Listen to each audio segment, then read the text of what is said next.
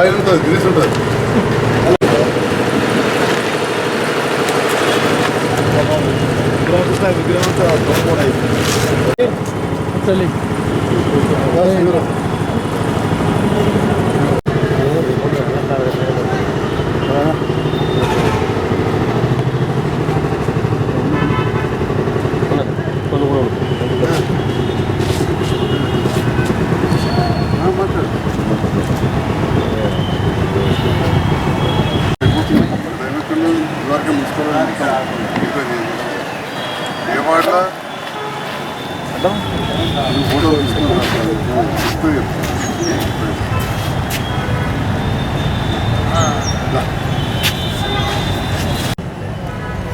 అతి పురాతనమైన old high school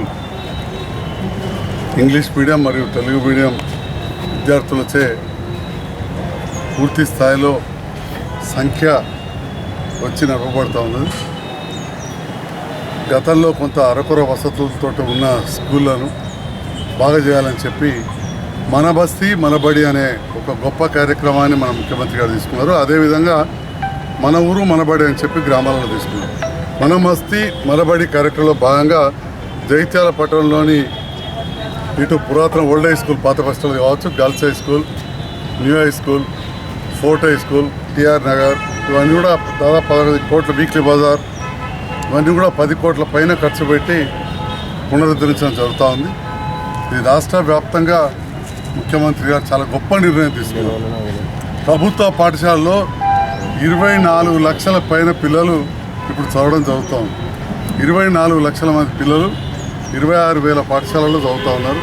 దాంట్లో భాగంగా ఇప్పుడు ముందుగా 9,600 పాఠశాలలను 7,200 కోట్లతోటి పనులు ప్రారంభించింది. దాంట్లో భాగంగా ఈ జగిత్యాల పట్టణంలోని ఓల్డ్ హై స్కూల్కు 1,64 లక్షలతోటి 6 క్లాస్ రూమ్లు, డైనింగ్ హాల్, టాయిలెట్స్ ఇవన్నీ కూడా బాత్రూమ్ చేస్తూ ఉన్నారు. వాటిని పరిశీలించడానికి వచ్చే సందర్భంలో గౌరవ డిఈఓ గారు, ఇన్ఛార్జ్ మున్సిపల్ చైర్పర్సన్, స్థానిక కౌన్సిలర్లు, మిగతా కౌన్సిలర్లు, పేరెంట్స్ కమిటీ పిల్లలు, గ్రామ పెద్దలు, పట్టణ నాయకులు అందరూ కూడా వచ్చారు. వారందరూ కూడా పాత్రికేయ మిత్రులకు హృదయపూర్వక ధన్యవాదాలు తెలియజేస్తున్నా.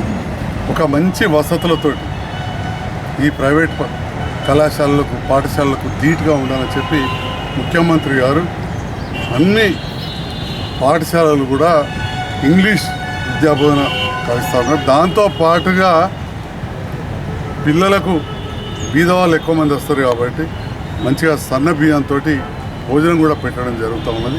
వాళ్ళకు పుస్తకాలు, 2 జతల స్కూల్ డ్రెస్సులు కూడా ఇవ్వడం జరుగుతుంది. యూనిఫామ్స్, నోట్ బుక్స్ కూడా ఇస్తున్నాం. గతంలో నోట్ బుక్స్ ఇచ్చేవారు, ఇప్పుడు నోట్ బుక్స్ కూడా ఇస్తూ ఉన్నాం.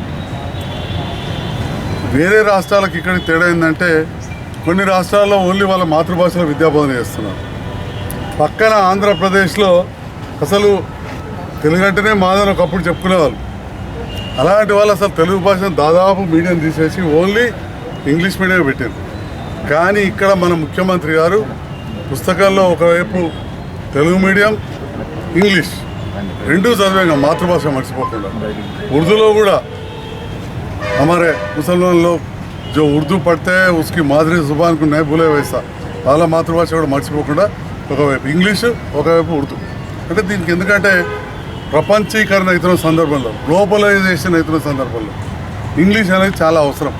ఇప్పుడు నేను ఇంత పెద్ద డాక్టర్నైనా కానీ చిన్నప్పుడు అంతా తెలుగు మీడియంలో చదివిన కాబట్టి అప్పుడప్పుడు ఇంగ్లీష్లో మాట్లాడడానికి కొంచెం తాగబడుతూ ఉంటాం. సో కింది స్థాయి నుంచి కూడా ఇంగ్లీషు వస్తే ప్రపంచంలో ఎక్కడికైనా పోవచ్చు.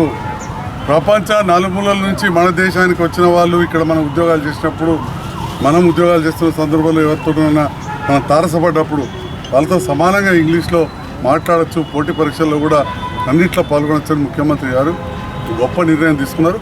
దాంతోపాటుగా మన మాతృభాష మర్చిపోకుండా తెలుగు కూడా పక్కకే బైలింగ్వల్ టెక్స్ట్ బుక్స్ వచ్చినాయి. చాలా గొప్పగా అనిపించింది ఆ బుక్స్ వచ్చినప్పుడు. మన ముఖ్యమంత్రి గారు ఇంత గొప్ప నిర్ణయాలు తీసుకున్నందుకు వారికి హృదయపూర్వక ధన్యవాదాలు తెలియజేస్తాను.